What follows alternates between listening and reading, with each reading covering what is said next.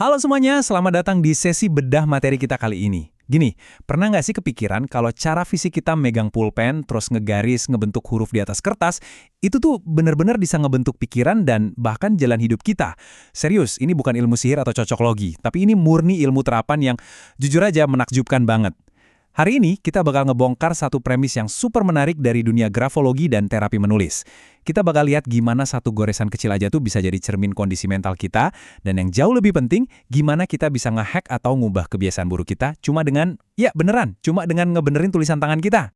Oke, sebelum kita melangkah lebih jauh, coba deh ambil pulpen sama kertas di dekat Anda.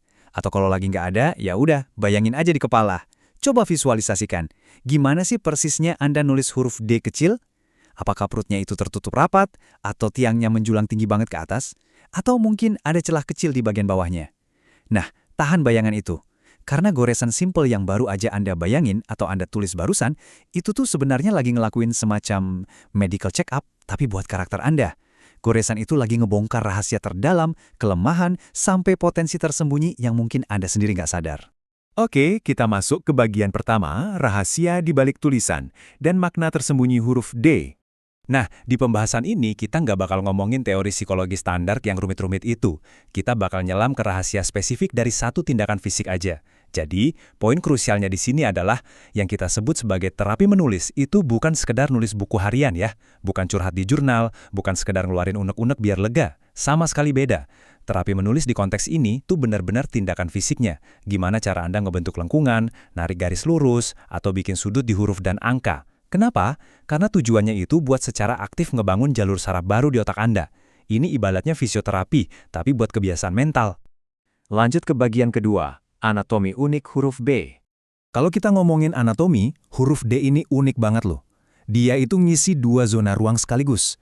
Ada perutnya di zona bawah, terus ada tiangnya yang naik ke zona atas. Perpaduan dua zona ini nih yang jadi kunci buat ngelihat seberapa sensitif kita terhadap kritik. Bentuknya juga macam-macam. Misal nih, kalau Anda nulis huruf D kayak simbol delta di matematika, itu tandanya Anda punya orisinalitas dan kreativitas yang tinggi banget. Cocok banget buat penulis atau seniman. Beda lagi kalau tiang huruf D Anda itu tinggi ngejulang.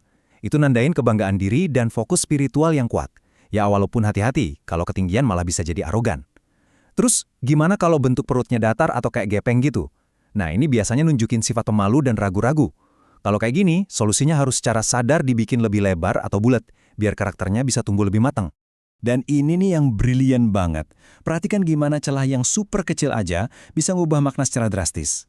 Kalau perut huruf D kecil Anda itu kebuka sedikit aja di bagian atas, itu artinya Anda tipe orang yang suka ngobrol, suka ngelempar fakta, ya talkatif lah. Tapi sayangnya, Anda mungkin rada susah kalau disuruh jaga rahasia. Nah, sebaliknya, coba kalau celah yang kebuka tadi posisinya pindah ke bagian bawah huruf. Wah, maknanya langsung putar balik. Itu bisa jadi indikasi kecenderungan buat nggak jujur atau suka nyembunyiin kebenaran. Bayangin, cuma beda letak celahnya doang loh. Dari yang aslinya cuma bocor rahasia, malah jadi punya tendensi penuh tipu daya. Aturan yang tadi itu ternyata berlaku juga buat huruf D kapital. Huruf kapital ini ngebongkar macam-macam rasa dari sifat cerewet kita. Kalau huruf D kapital Anda atasnya kebuka, obrolan Anda itu biasanya berbobot, berdasarkan fakta, data nyata, pokoknya murni buat bersosialisasi yang asyik. Tapi, kalau D kapital Anda meliuk-liuk sampai ngebentuk kayak angka 8, nah loh, ini tipe yang sering nyebarin rumor, suka melebih-lebihkan cerita, alias hiperbola banget. Terus yang ketiga, kalau bentuknya kebuka normal biasa, ya, ini murni orang yang emang nggak bisa nyimpan rahasia sama sekali, walaupun nyawanya jadi taruhan, bocor aja gitu bawaannya. Kita masuk ke bagian ketiga, tanda bahaya karakter. Oke, sekarang kita ubah nadanya dikit jadi agak serius. Di titik inilah grafologi benar-benar jadi alat diagnostik yang patut diwaspadai. Ini semacam red flags atau tanda bahaya di tulisan Anda. Pertama, kalau huruf kecil Anda itu goresannya terputus-putus, ini sering dikaitkan sama indikasi kebohongan atau bahkan kecenderungan kriminal, karena alur pikirannya tuh kayak retak. Nah, kalau putus-putusnya ini terjadi di huruf D kapital sampai tersegmentasi parah, itu bisa jadi indikasi ada perpecahan mental atau split personality. Serem ya? Terus coba cek perut hurufnya. Kalau yang harusnya bulat malah jadi bentuk segitiga tajam kayak pisau, wah itu nunjukin pola pikir yang sangat kaku, kasar, dan internalnya agresif. Oh, satu lagi. Kalau ada loop atau pusaran aneh di sisi kanan huruf, itu tandanya seseorang lagi aktif ngebohongin orang lain. Kalau di kiri, dia lagi ngebohongin dirinya sendiri. Nah, ada satu anomali aneh yang juga lumayan sering muncul. Gimana kalau huruf D Anda itu malah bentuknya kayak huruf P tapi kebalik? Ini kejadian kalau garis lurus si huruf D itu malah ditarik tajam, bablas nembus ke zona bawah. Ngedrag garis ke bawah kayak gini tuh erat kaitannya sama ambisi yang luar biasa, haus akan hal-hal materialistis atau uang. Dan parahnya, ini digabung sama sifat keras kepala tingkat dewa buat nyampe tujuan itu pakai cara mereka sendiri, pokoknya harus dapat. Satu lagi nih red flag spesifik yang gak kalah menarik. Huruf D yang kelihatan seolah-olah kegencet di sisi kanan. Jadi perutnya kayak melengkung ke dalam, malah mirip huruf C. Bentuk yang aneh dan terkompresi ini tuh nandain orang yang, ya bisa dibilang sering banget lari dari tanggung jawab. Mereka sengaja ngabain tugas sehari-hari, ngelewatin kewajiban cuma demi satu hal, nyari kesenangan murni. Pokoknya menghindar dari beban kerjaan asalkan bisa terus have fun. Bagian keempat, terapi menulis sebagai solusi. Oke, kalau misal dari tadi Anda ngebatin, aduh itu tulisan gue banget, tenang, jangan panik. Disinilah serunya, kita pindah dari sekadar mendiagnosis, jadi nyari obatnya. Proses terapinya ini beneran bisa dilakuin step by step. Langkah pertama, sadari dulu apa sifat negatifnya. Ada celah kebuka di bawah nggak, atau sudutnya tajam. Kalau udah ketemu, langkah kedua, ubah bentuk fisiknya. Iya, dipaksa secara sadar. Tutup celah itu rapat-rapat. Sudut yang tadinya tajam, putar jadi langkungan bulat sempurna. Dan ini langkah ketiga yang paling krusial. Anda harus nulis itu secara konsisten. Harus dengan goresan yang sangat-sangat bersih. Gak ada coretan, gak ada keraguan. Kenapa? Karena goresan fisik yang bersih ini lama-lama bakal ngebentuk ulang pikiran Anda jadi sama bersih dan teratur.